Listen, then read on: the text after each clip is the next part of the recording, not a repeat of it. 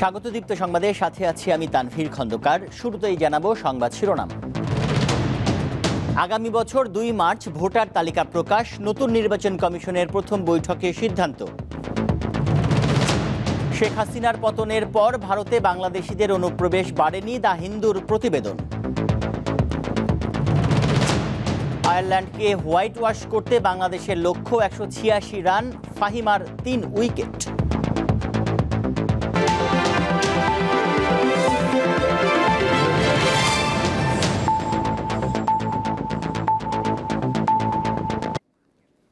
এবার জানাবো বিস্তারিত। নির্বাচন কমিশনার আবুল ফজল মোহাম্মদ সানাউল্লাহ বলেছেন, নির্ভুল ভোটার তালিকা প্রণয়নের লক্ষ্যে আগামী মার্চে তালিকা প্রকাশের পর বাড়ি বাড়ি গিয়ে ভোটার হালনাগাদের তথ্য সংগ্রহ করা হবে। তালিকায় অন্তত 17 লাখ নতুন ভোটার যুক্ত হবে বলেও জানান তিনি। এর আগে সোমবার রাজধানীর আগারগাঁওয়ে নির্বাচন কমিশন ভবনে নবগঠিত ইসির প্রথম বৈঠক অনুষ্ঠিত হয়। এতে সভাপতিত্ব করেন প্রধান নির্বাচন কমিশনার এএমএম নাসির উদ্দিন। এছাড়া সভায় অন্য 4 জন নির্বাচন কমিশনার ছাড়াও উপস্থিত ছিলেন ইসি সচিব ও অতিরিক্ত সচিব সহ ঊর্ধ্বতন কর্মকর্তারা। সভায় ভোটার তালিকা হালনাগাদ কর্মসূচি ও জাতীয় সংসদের সীমানা নির্ধারণ বিষয়েও সিদ্ধান্ত নেওয়া হয়। গত 24 নভেম্বর প্রধান নির্বাচন কমিশনার হিসেবে সাবেক সচিব এএমএম নাসির উদ্দিন এবং অন্য 4 নির্বাচন কমিশনার শপথ নেন।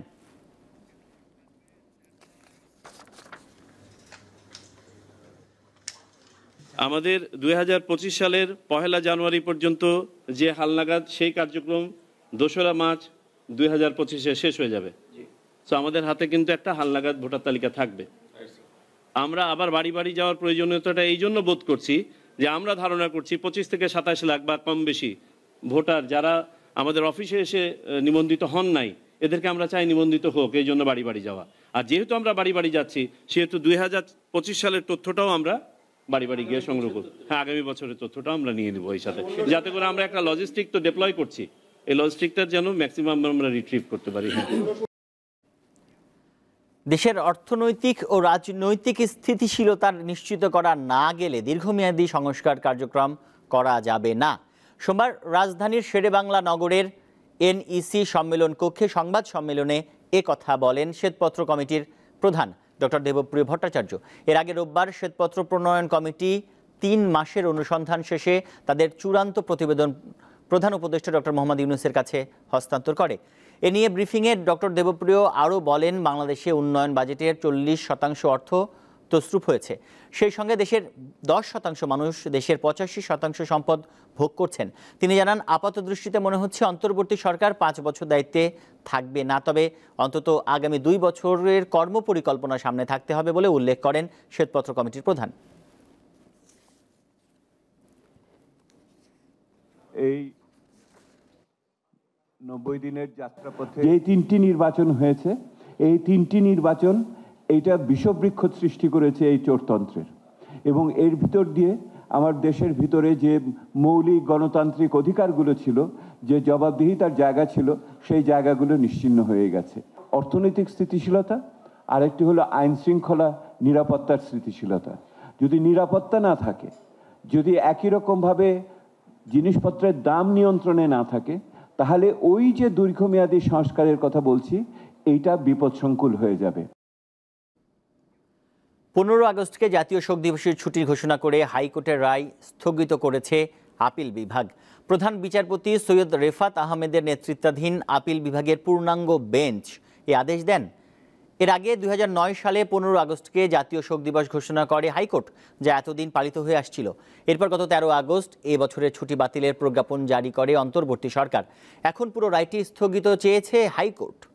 রাষ্ট্রপক্ষ মূলত এই রায়টি স্থগিত চেয়েছে। এদিকে জয় বাংলাকে জাতীয় স্লোগান ঘোষণা করে হাইকোর্টের দেওয়া রায় স্থগিত চেয়ে আবেদন করেছে রাষ্ট্রপক্ষ। আগামী রোববার আবেদনটি শুনানির জন্য আপিল বিভাগের কার্যতালিকায় আসতে পারে।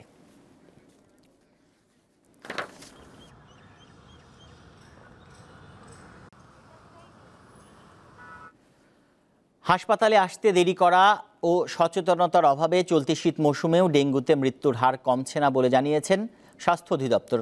সচেতনতা বাড়াতে প্রচারণায় আরও জোরদার করা দরকার বলে জানান অধিদপ্তরের মহাপরিচালক ডাক্তার আবু জাফর। সোমবার রাজধানীর মহাখালীর স্বাস্থ্য ভবনে ডেঙ্গু পরিস্থিতি নিয়ে এক প্রেস ব্রিফিংয়ে এসব তথ্য জানানো হয়।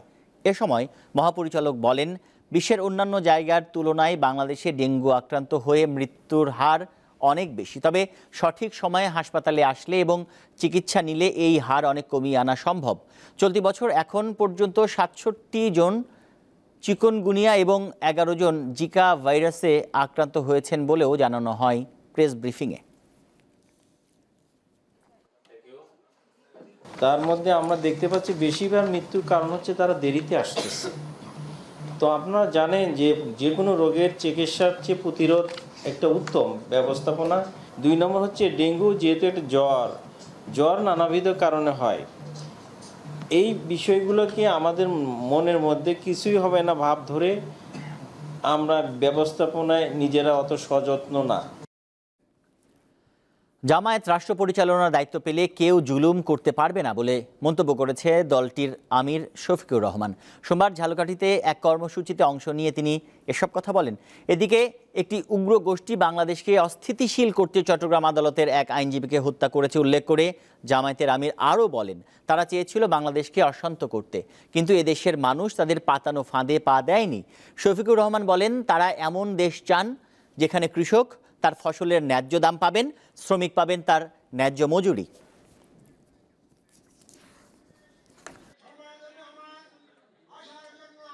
সাড়ে ১৫টা বছর এদেশের মানুষ শান্তিতে তারা ঘুমাতে পারেনি, মর্যাদার সাথে তারা বেঁচে থাকার চিন্তা করেনি। পেশাগত দায়িত্ব পালনে অনেকেই সুযোগ পায়নি, অনেকে চাকরি থেকে তাড়িয়ে দেওয়া হয়েছে, খুন এবং গুম দিয়ে এই দেশটাকে ভরে দেওয়া হয়েছে, বহু মায়ের বুক খালি করা হয়েছে, বাবার সামনে থেকে তার সন্তানকে ধরে নিয়ে ক্রসফায়ারের নামে হত্যা করা হয়েছে, বিচারের নামে বিচারিক হত্যাকাণ্ড সংঘটিত করা হয়েছে। বিশেষ করে এই জুলুমের শিকার হয়েছেন বাংলাদেশ জামাত ইসলামের শীর্ষস্থানীয় ১১ জন দায়িত্বশীল। নওগাঁর রানীনগরে ট্রেনে কাটা পড়ে বাবা মেয়ের মৃত্যু হয়েছে। তবে প্রত্যক্ষদর্শীরা জানান, বাঘ প্রতিবন্ধী কোরবান প্রামাণিক তার ১০ বছরের মেয়ে কোহলিকে সঙ্গে নিয়ে ট্রেনের নিচে ঝাঁপ দিয়ে আত্মহত্যা করেন। রানীনগর রেল স্টেশনের অদূরে চকের ব্রিজ নামক এলাকায় সকালে এই মর্মান্তিক ঘটনা ঘটে। মৃতের ভাই শফিকুল ইসলাম জানান, কোরবানের স্ত্রী পরকীয়ার কারণে রবিবার বাড়ি থেকে পালিয়ে যান। সেই ক্ষোভে মেয়েকে সঙ্গে নিয়ে তার ভাই আত্মহত্যা করে থাকতে পারে। খবর পেয়ে ঘটনাস্থলে পৌঁছে দুজনের মরদেহ উদ্ধার করে মর্গে পাঠিয়েছে পুলিশ।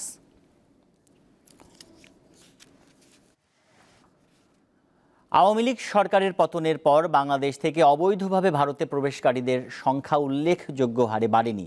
গত ৬ বছরের সরকারি তথ্যের বিশ্লেষণে এটি নিশ্চিত করেছে ভারতীয় গণমাধ্যম দ্য হিন্দু।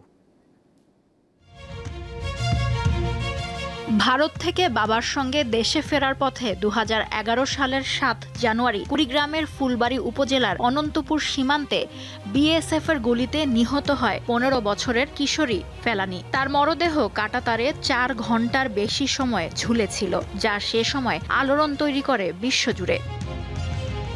ভারতের সীমান্তরক্ষী বাহিনীর এমন বর্বরতা চলে আসছে যুগের পর যুগ, অথচ বারবার বাংলাদেশিদের ঘিরেই যত অভিযোগের তীর ভারতের। নানা ইস্যুতে বাংলাদেশিদের অনুপ্রবেশ নিয়ে মিথ্যাচার করে আসছে দিল্লি ও দেশটির কিছু গণমাধ্যম।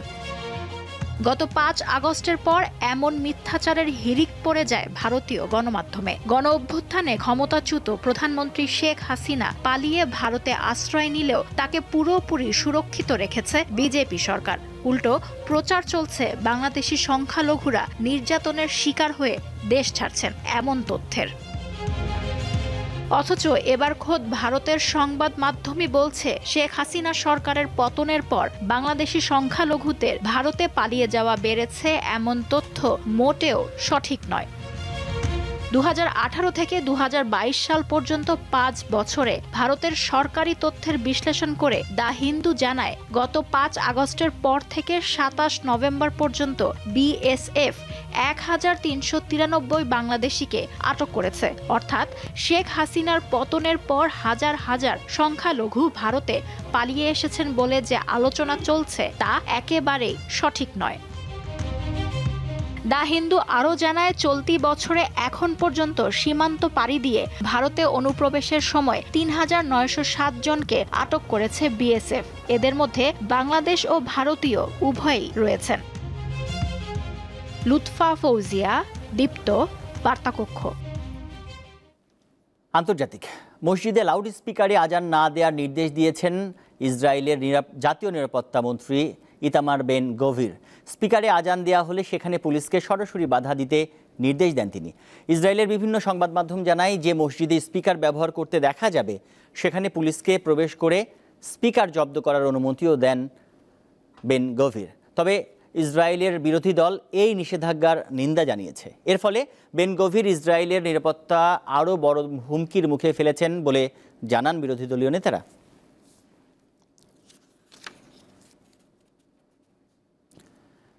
যুক্তরাষ্ট্রের বিদায়ী প্রেসিডেন্ট জো বাইডেন তার ছেলে হান্টার বাইডেনকে রাষ্ট্রীয় ক্ষমা প্রদান করেছেন। স্থানীয় সময় রোববার বাইডেন তার এই সিদ্ধান্তের ঘোষণা দেন। হান্টার দুটি ফৌজদারি মামলায় দোষী সাব্যস্ত হন এবং শাস্তির জন্য আদালতের রায়ের অপেক্ষায় ছিলেন। বাইডেন জানান তার ছেলেকে লক্ষ্যবস্তু করা হয়েছে এবং এই মামলাগুলোকে ন্যায় বিচারের অপব্যবহার বলে অভিহিত করেন তিনি। যদিও এর আগে ছেলের বিচার কাজে হস্তক্ষেপ করবেন না বলে জানান প্রেসিডেন্ট।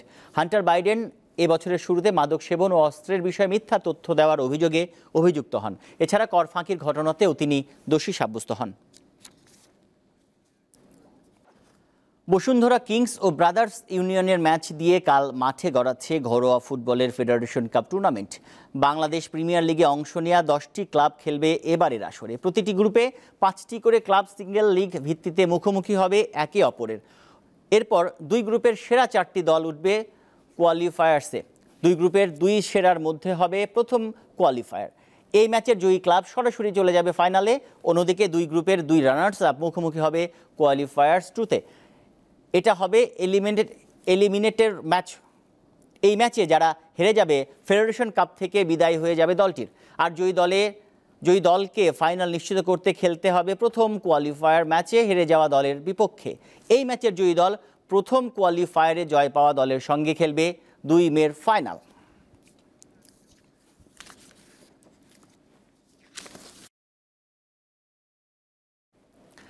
শেষ করব দীপ্ত সংবাদ, তবে যাবার আগে শিরোনামগুলো জানাবো আরও একবার।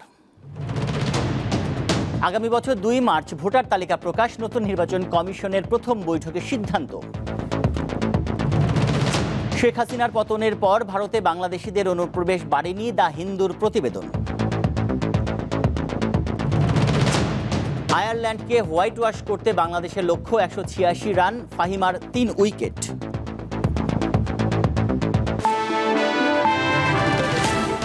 এই ছিল এখনকার মতো। আমাদের পরের সংবাদ বিকেল 4টায় দেখার আমন্ত্রণ। এছাড়া আর তথ্য বিনোদনের খবর পেতে যুক্ত থাকুন দীপ্ত টিভির ডিজিটাল প্ল্যাটফর্মগুলোতে। ধন্যবাদ।